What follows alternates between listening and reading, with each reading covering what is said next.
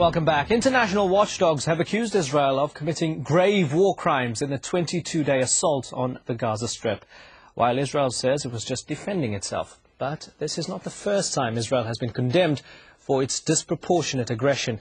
In 1948, over 750,000 Palestinians were driven from their homes and their land. Israel was then accused of committing a series of massacres. Then, at the end of the Six-Day War in 1967, Israel was accused of executing unarmed Egyptian captives. In 1982, Israel's invasion of Lebanon left 17,500 people dead, almost all civilians, most of them children and women. Then in 2002, the Israeli army killed 52 Palestinians in Jenin. As many as half of them were civilians. An Amnesty International report accused Israel of blocking medical care, using people as human shields and bulldozing houses with residents inside. As recently as 2006, a war between Israel and Hezbollah resulted in more than 1,000 people dead, mostly Lebanese civilians. Both sides were accused of intentionally attacking the civilian population and infrastructure. But Israel drew strong criticism for its indiscriminate airstrikes. Well, still with us are our guests in Jerusalem, Robbie Sabel, and in Nablus, Abdul-Sattar Kassem. Abdul-Sattar Kassem, we've seen the history of accusations against Israel, but throughout this, for the most part, it's had the support of the United States, as you mentioned in the first half. And the United States has a strong veto in the UN Security Council. So won't many Palestinians be saying, what's the point of all of this? Well, yeah, we better appeal to the international community anyhow. At least we can appeal to the mass media. They can talk about it. But are we optimistic about condemning Israel on the international level in the United Nations, for instance, or the International Court? I doubt it. I doubt it very much. Because as I said, the law, the international law, is not meant to punish the strong. It's meant to punish the weak. And the United States is very adamant about the situation and supports Israel to an unlimited extent. So they are ready to sacrifice the international law, to sacrifice the ethical standards for the sake of Israel. So it's not a bad idea to go ahead and talk about it and try to mobilize as many lawyers as possible in the international community. But I doubt if we can get anywhere to have an international decision condemning Israel.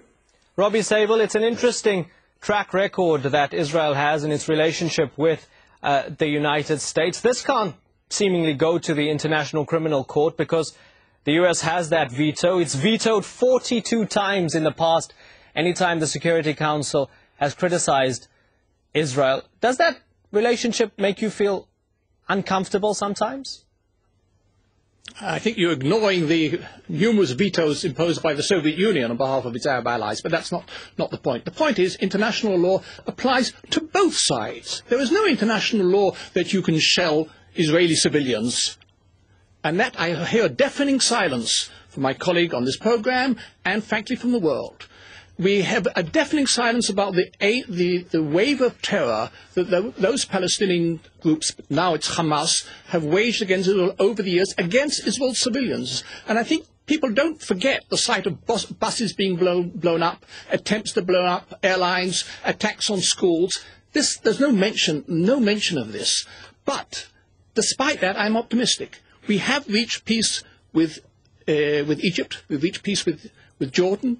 We reached peace with the PLO, and if only Hamas can drop its platform of destruction of Israel, we can reach peace with the population of Gaza. But the key is that they've got to realize that there is a state of Israel in the Middle East, and it's strong, it'll defend itself. But at the same time, it's proven that when we have a partner willing to make peace, we've made tremendous sacrifices for peace, giving up territories, taking tremendous security risk if we have a partner. And the problem is, at the moment, that Hamas shows no signs, and it's not a question of what is the border, it shows no signs whatsoever of willing to reach a peaceful settlement. Let's get a response from Abdul-Sattar Kassem.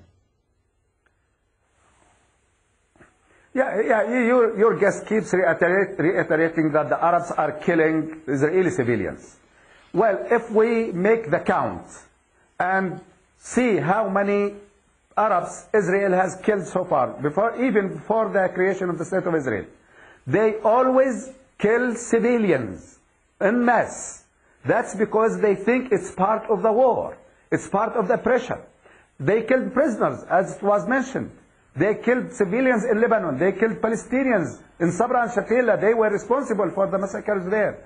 They were responsible in southern Lebanon in 2006. They killed civilians in Egypt. They bombed a school in Egypt, Bahr al-Bakr schools. They bombed a factory where they killed the laborers in Egypt. They shot down a civilian airplane. They have been doing all kinds of crimes against the civilians in Jordan, in Egypt, in Syria, in Palestine, everywhere. They have been committing crimes. He has no excuse even to accuse the others of doing the same thing.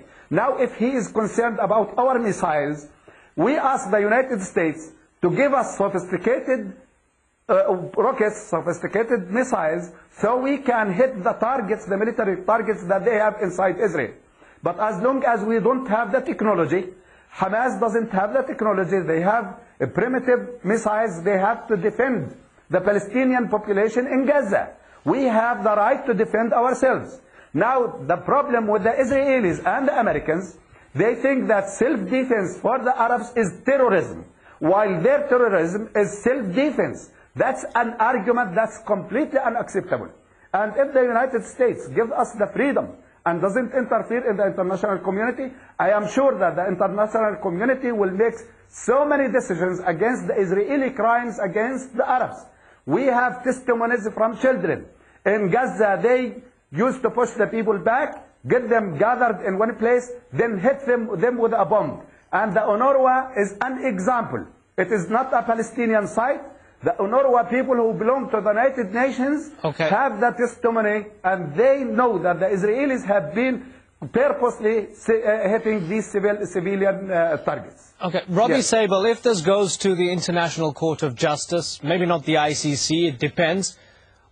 You were defending Israel here in the media, so surely Israel should feel confident it can defend itself in a court of law. Why is it so scared to go into an international court to defend its actions in Gaza?